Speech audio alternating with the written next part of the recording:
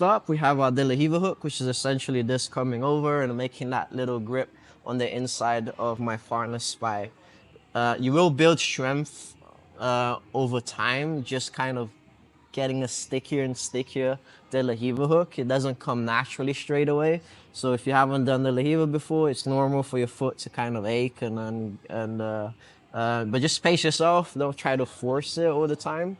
Then we have grips. We have an ankle grip and an inside knee positioning, which is just a grip just behind the tendon of the knee, and that should give you quite a sticky De La Riva positioning. Now, the grip is going to change often, okay? We're going to go through a couple of different grips. We're going to have a calf deep grip, which is when we go all the way around and we hook onto our partner's calf.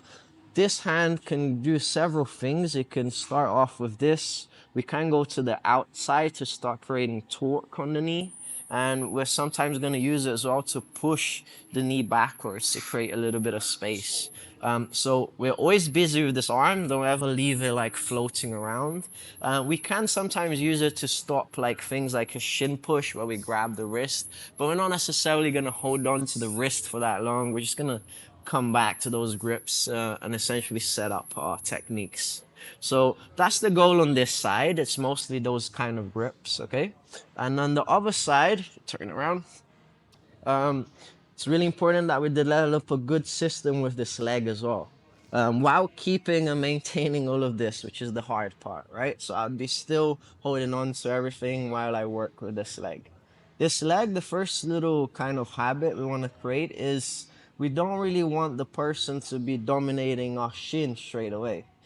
So we do this like pummel to the forearm grip. So if Tamara grabs a grip on me, I'm gonna try to dorsiflex my feet, go over the bicep, and just get kind of good at just always making that a habit. Every time she touches my shin, I'm gonna go here and try to get rid of it.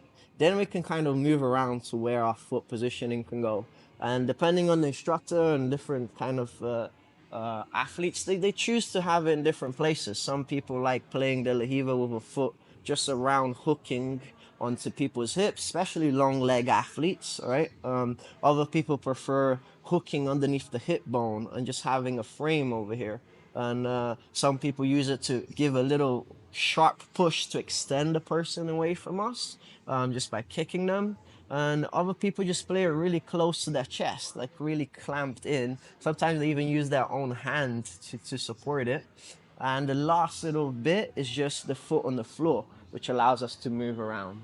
You're gonna basically use all of them at a certain point.